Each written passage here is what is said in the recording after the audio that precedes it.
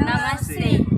हम मध्य प्रदेश राज्य के पन्ना जिले के रहने वाले निवासी मानस गुरुकुल इंग्लिश स्कूल ब्रजपुर के छात्र हैं। माननीय प्रधानमंत्री जी ने विकसित भारत 2047 का मिशन का लक्ष्य रखा, देश को विकसित राष्ट्र बनाना है। इसके उपलक्ष्य में हम सभी ने मिलकर एक छोटा सा आइडिया वीडियो के जरिए प्रस्तुत किया है। हम रोज देखते आ रहे हैं कि हमारा वातावरण दिन प्रतिदिन प्रदूषित होता जा रहा है। हम रोज न्यूज़ चैनल पत्रिका में सुनते हुए आ रहे हैं, अभी भी कुछ छोटे गांवों में गैस स्टोव का यूज होता है, जिसके कारण अस्थमा, हृदय रोग, स्किन कैंसर और भी कई सारी प्रकार की बीमारियां होती है। इसके लिए हमने एक आइडिया सोचा है, वायु प्रदूषण नियंत्रण यंत्र, जिसके कारण हम वायु के प्रदूषण को कम कर सकते हैं।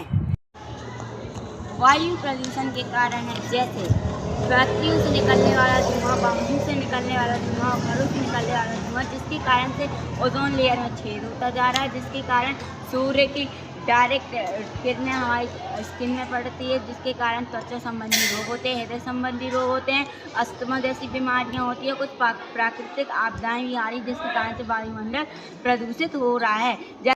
वायु प्रदूषण के कारण निम्न प्रकार के प्रभाव पड़ रहे हैं, जैसे जनसंख्या में प्रभाव, जैसे बहुत सारी बीमारियां हो रही हैं, जिस तरह से मानव जाति में प्रभाव पड़ रहा है, स्वास्थ्य संबंधी रोग हो रहे हैं, जैसे त्वचा का रोग हो रहा है, हृदय का रोग हो रहा है, अस्थमा हो रहा है, और फिर उसके बाद पर्यावरण में भी प्रभाव पड़ रहा है, जैसे अम्लीय वर्षा, वन्य जीवन के नुकसान, फसलों का नुकसान और जलवायु परिवर्तन हो रहा है, आर्थिक प्रभाव भी पड़ रहे हैं।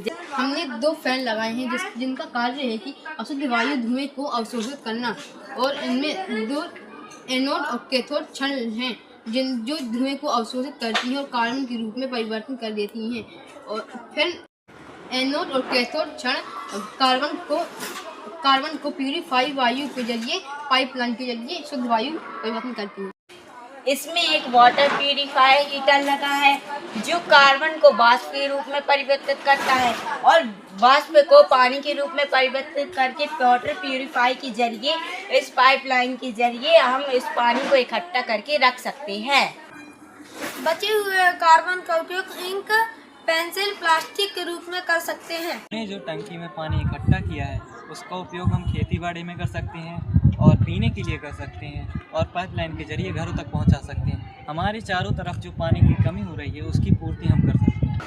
धन्यवाद।